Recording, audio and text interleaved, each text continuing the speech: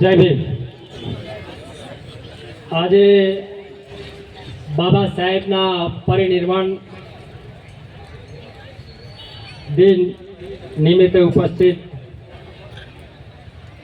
સૌપ્રથમ બાબા સાહેબને આ દેશના મહામાનવ, બંધારણના ઘડવૈયા, બોધિસત્વ, એમના 69માં પરિનિર્વાણ દિવસે હું એમને ચરણોમાં કોટી કોટી નમન કરી શ્રદ્ધાસુમન કરું છું।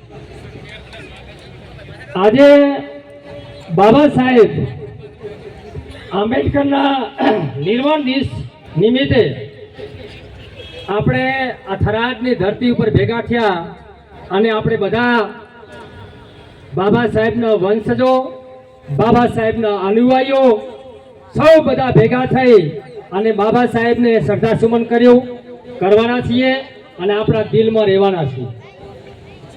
1956માં જ્યારે બાબા સાહેબ મહાપરિનિર્વાણ પામ્યા ત્યારે આ દેશના કરોડો શોષિતો પીડિતોના દિલમાં અસર થઈ અને આખો દેશ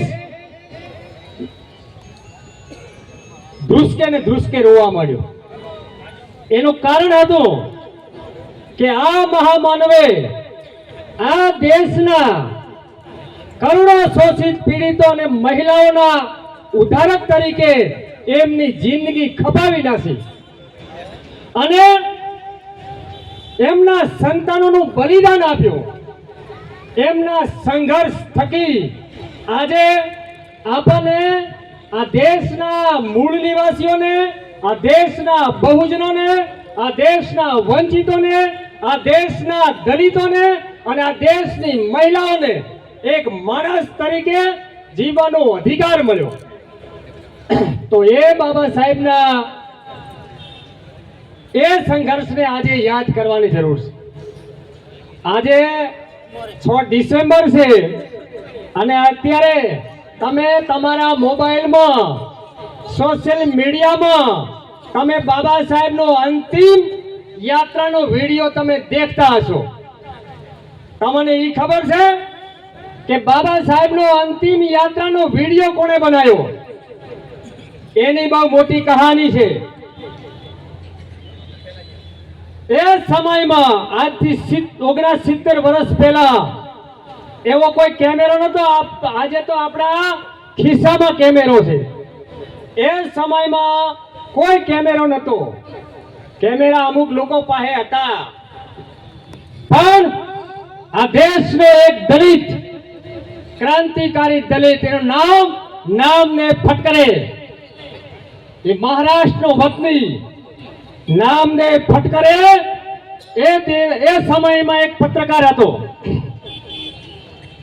અને એમની એક પ્રિન્ટિંગ પ્રેસ ચલાવતા હતા। નામદેવ ફટકરે એમની પ્રિન્ટિંગ પ્રેસ અને જે થિયેટર છે એ થિયેટર સાથે જોડાયેલા હતા અને એક સારા એવા લેખક હતા।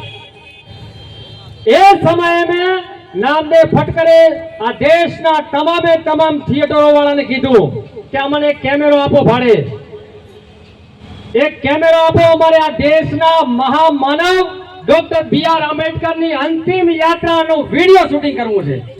એ સમય મેં કોઈ નહીં આપ્યું, છતાં નામદેવ ફટકરે એમની પ્રિન્ટિંગ પ્રેસ ગીરવે મૂકીને એના જે 1800 રૂપિયા એ સમયમાં આવ્યા, એના 1500 રૂપિયાની એ કેમેરો ખરીદ્યો અને 3000 ફીટ એટલે 3000 ફૂટ એક રીલ ખરીદી અને બાબા સાહેબનો અંતિમ યાત્રાનો તમામ વિડીયો શૂટિંગ કર્યું અને આજે આપણે દેખી શકીએ છીએ। તો એ મહામાનવને પણ ધન્યવાદ કે આ કલ્પના આપણે એ સમયમાં બાબા સાહેબના એવા હજારોની, લાખોની, કરોડો અનુયાયીઓ હતા અને બાબા સાહેબની વિચારધારા, બાબા સાહેબની લડત, બાબા સાહેબના આંદોલન અને બાબા સાહેબની જે ક્રાંતિ હતી એ ક્રાંતિ માટે એ લોકોએ પોતાનું યોગદાન અને બલિદાન આપ્યું। આજે આપણે શું કરીએ છીએ? જય ભીમ, જય ભીમ, જય ભીમ બોલીએ છીએ। જય ભીમ કોઈ નારો નથી, જય ભીમ એક વિચારધારા છે। અને વિચારધારા આ દેશના દલિતો, શોષિતો, પીડિતો અને મહિલાઓના હક અને અધિકાર માટે બાબા સાહેબે સંવિધાનમાં તમામે તમામ બાબતો લખી અને આપણને આપી દીધી છે. એ સંવિધાનને સાચવવું, સંવિધાનની રક્ષા કરવી અને બાબા સાહેબના રથને આપણે આગળ લઈ જવા માટેની આપણી તૈયારી હોવી જોઈએ. આપણે પણ બલિદાન માટે તૈયાર રહેવું જોઈએ. વિચારધારા એમને ઊભી થતી નથી. જય ભીમ બોલવાથી કોઈ વિચારધારા થતી નથી. બાબા સાહેબ 1952 જ્યારે પહેલું ઇલેક્શન લડ્યા ત્યારે બાબા સાહેબ હારી ગયા. બાબા સાહેબ 1952 આ દેશનું પહેલું ઇલેક્શન લડ્યા અને બાબા સાહેબ હારી ગયા. તો હોમે જીત્યા કોણ? એ પણ આપણી સમાજના વ્યક્તિ હતા. કાજરોલકર કરીને વ્યક્તિ એ જીત્યા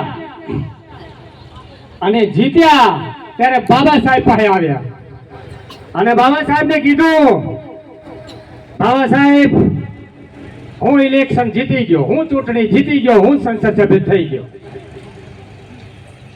બાબા સાહેબ એમને બેસાડ્યા. બાબા સાહેબે એમને ચા પાઈ. તો બાબા સાહેબે કાજરોલકરને એક વાત કરી કે તમે ઇલેક્શન જીત્યા તો હવે તમે આ દેશના દલિતો, શોષિતો, પીડિતો અને મહિલાઓ માટે શું કરશો? તો કાજરોલકરનો જવાબ શું હતો? કાજરોલકરનો જવાબ હતો કે મારી પાર્ટી જે કહેશે એ હું કરીશ. પાર્ટીનો એજન્ડા હશે એ પ્રમાણે હું કરીશ. ત્યારે બાબા સાહેબ હસ્યા અને બાબા સાહેબે નાનકચંદ રતુને કીધું હસીને મજાકમાં કે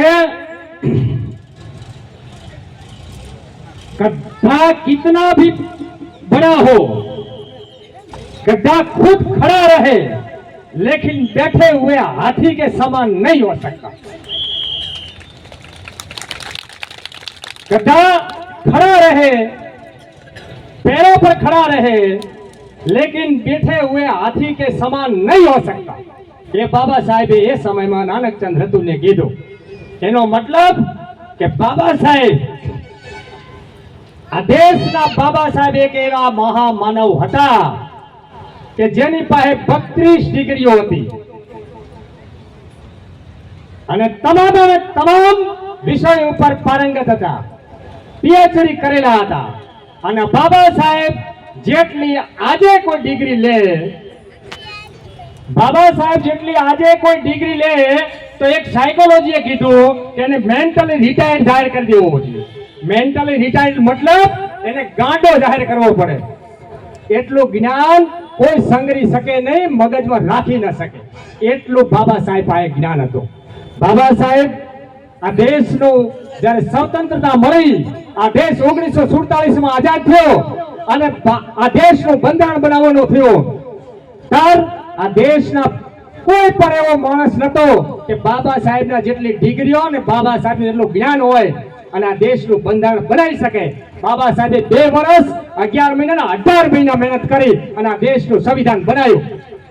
અને સંવિધાન થકી આજે આપણે મને બોલવાનો અધિકાર, મને વાણીનો અધિકાર મળ્યો. આજે હું સ્ટેજ ઉપરથી બોલી શકું છું. એ મારી સ્વતંત્રતા છે, મને સંવિધાનમાં આપેલી સ્વતંત્રતા છે. એટલા માટે તમામે તમામ આ દેશના દલિતોને, આદિવાસીઓને, મૂળ નિવાસીઓને, બહુજનને કહીએ છીએ, મહિલાઓને કહીએ છીએ કે બાબા સાહેબે જે અધિકાર આપ્યા છે એનો ઉપયોગ કરો.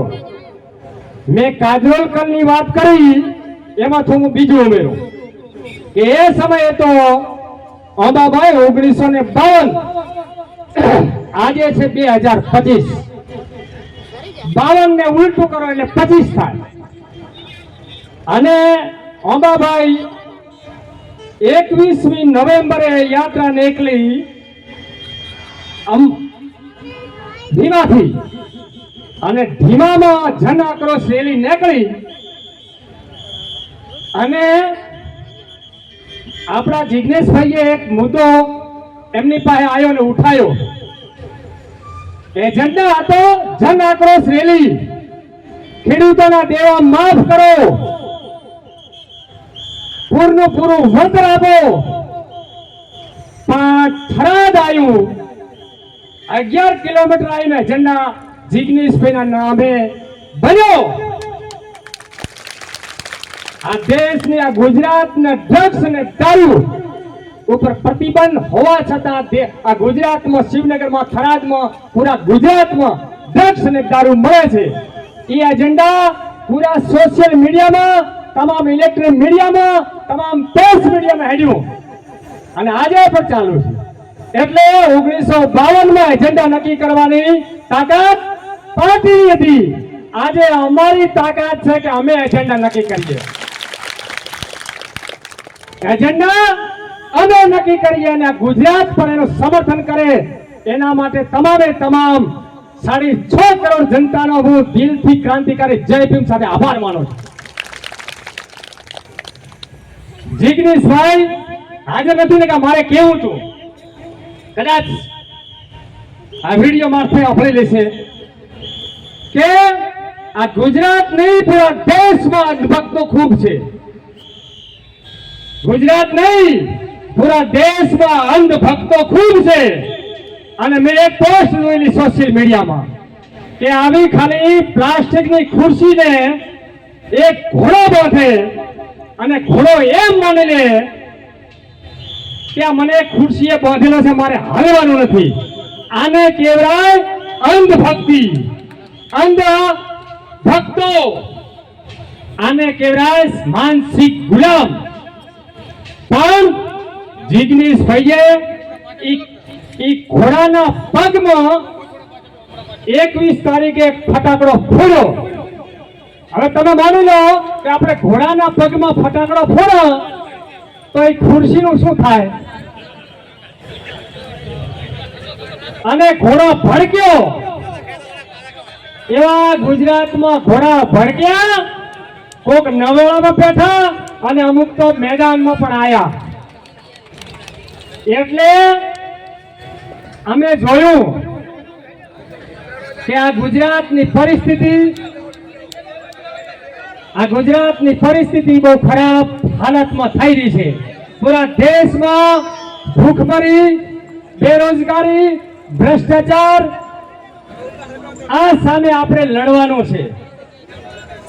એટલા માટે હમણે સોશિયલ મીડિયામાં બીજું કોઈ નહીં, પણ આ દેશનો રૂપિયો નીચો આવ્યો એની વાત થાય છે.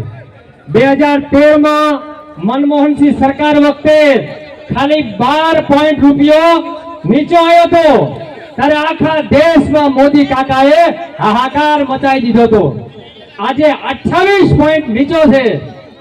મોદી કાકા નથી બોલતા કે કોઈ મીડિયા વાળા નથી બોલતા, જે પ્રેસની ઇલેક્ટ્રોનિક મીડિયા વાળા. તો આ પરિસ્થિતિ નિર્માણ થઈ છે અને બિહારની ચૂંટણી લડવા માટે મોદી કાકાના અમિત શાહે દરેક મહિલાઓના ખાતામાં 10,000 રૂપિયા નાખ્યા અને 10 દિવસમાં દરેક મહિલાના ખાતામાં 10,000 રૂપિયા આવ્યા અને 30,000 કરોડનું પેકેજ જાહેર કર્યું. અને હોય ગુજરાતમાં પૂર આવ્યું, ગામોના ગામો તણાઈ ગયા, લોકો ઘરવખરી વગર થઈ ગયા, જેનો ઉભો પાક નિષ્ફળ થઈ ગયો. એના માટે ભોપા કાકાએ આપણને 10,000 કરોડ રૂપિયાની જાહેરાત કરી અને આખા ભાજપાઈ એને એમ કહેવા માંડ્યા કે આ ઐતિહાસિક કામ કર્યું છે, આ ઐતિહાસિક પેકેજ છે. પણ ઐતિહાસિક પેકેજનો હાલ 5 રૂપિયા કોઈના ખાતામાં નથી આવ્યા. એના માટે કોણ જવાબદાર? એટલે તમામે તમામ વ્યક્તિઓને હું એ કહેવા માંગુ છું કે આ દેશમાં વિચારધારાની લડાઈ ચાલુ છે. આ દેશમાં વિચારધારાની લડાઈ છે અને વિચારધારાને સમજવા માટે ડોક્ટર બાબા સાહેબ આંબેડકર, રામાસ્વામી પેરિયાર, સંત ગાડગે, સંત તુકારામ, સાવિત્રીબાઈ ફૂલે, જ્યોતિબા ફૂલે, રવિદાસ, કાંશીરામ સાહેબને આપણે સમજવા જોઈએ, તો જ આ દેશમાં આપણો મજબૂતાઈથી આપણી વાત મૂકી શકીએ અને આપણે સફળતા મળી શકે। આ ભાઈ રાજસ્થાનથી આવ્યા છે, ભરતભાઈ ભાટિયા સાહેબ રાજસ્થાન છે, અને ભીમ આર્મી ના ચીફ છે ચંદ્રશેખર રાવણ અને આઝાદ, ચંદ્રશેખર આઝાદ પણ આખા દેશમાં એક ઝુંબેશ ચલાવી રહ્યા છે અને એક લડત અને વિચારધારાની કામ કરી રહ્યા છે। આજે મહારાષ્ટ્ર કે મધ્યપ્રદેશમાં છે એમનો કાર્યક્રમ, આજે માયાવતી બેનનો પણ કાર્યક્રમ છે નોઈડામાં। આ દેશમાં બહુજન સમાજ જ્યારે એક થશે અને બહુજન સમાજમાં ક્રાંતિ થશે, એ દિવસે સમજો તમે કે આપણે બાબા સાહેબના સપનાનું ભારત બની છે, અને આપણે બાબા સાહેબના સપનાનું ભારત જ બનાવવાનું છે। સોનાનો સૂરજ નથી ઉગાડવાનો કે મનુવાદની વારે નથી જવાનું, બાબા સાહેબના સપનાનું ભારતનું નિર્માણ, એ જ અમારો સંકલ્પ। જય ભીમ, જય ભારત, જય જોહાર।